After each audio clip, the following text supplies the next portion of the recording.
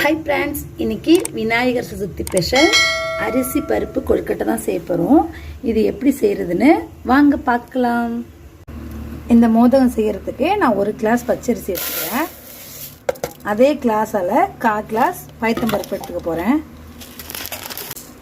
பச்சரிசியோட பயத்தம்பருப்பையும் சேர்த்து இது நல்லா கிளஞ்சி வெயிலில் காய போட்டுடுவோம்.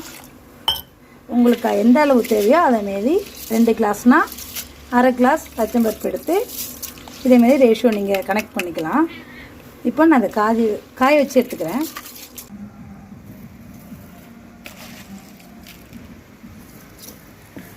இதேமாரி நல்லா வெயிலில் பச்சரிசியும் பயத்தம்பருப்பையும் காய வச்சு எடுத்துப்போம்.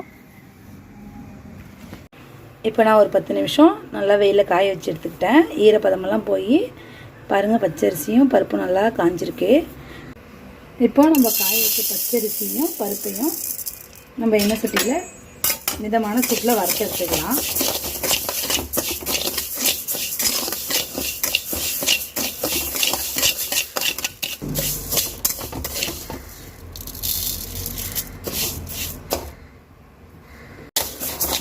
இது நல்லா வறந்து வந்துடுச்சு. இப்போ நம்ம மிக்ஸி ஜாரில் போட்டு குறவரப்பாக அரைச்சி எடுத்து போகிறோம். பாருங்கள், இந்த அளவுக்கு குறவரன்னு அரைச்சி எடுத்துக்கணும். இப்போ அரிசியை வேக வச்சு எடுத்துக்க போகிறோம். அதுக்கு 1 கப் பச்சரிசினா நான் 3 கப் தண்ணி எடுத்துக்கிறேன். இந்த தண்ணி நல்லா கொதித்த பிறகு நம்ம ரெடி பண்ணி வச்சுருந்த அரிசியை போட்டு வேக வச்சு எடுக்க போகிறோம். இப்போது தண்ணி ஓரளவு கொதிச்சிட்ருக்கு. இப்போது நம்ம ரெடி பண்ணி வச்சுருந்த அரிசியை போட்டு வேக வச்சிடலாம்.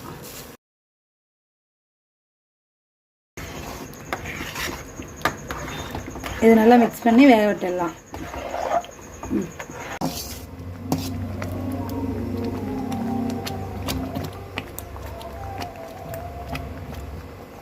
பாருங்கள், அரிசி நல்லா இந்த அளவுக்கு வந்துட்டு இப்போ இதுக்கு தேவையான சர்க்கரை சேர்த்துக்கலாம்.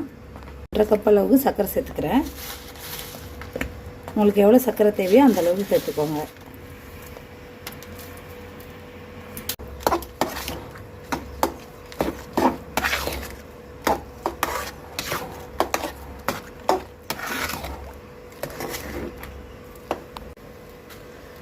கொஞ்சமாக ஏலக்காய் தூள்,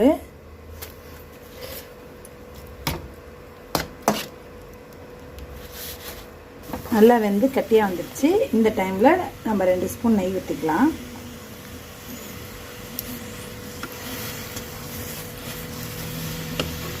இப்போது ரெடி ஆகிடுச்சு. நம்ம இதை ஆற விட்டுடலாம்.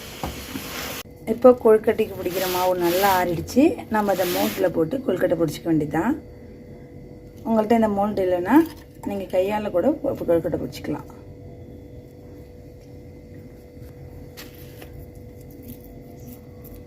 இந்த மாவை உள்ளே வச்சிட வேண்டியதான்.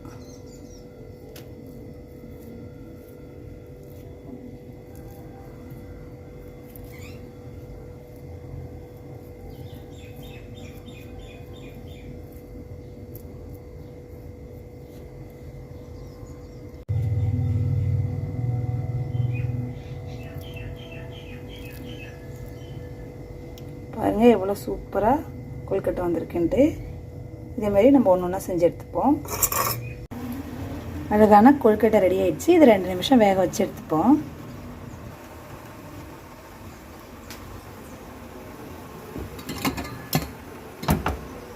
அதை எடுக்கிறீங்க.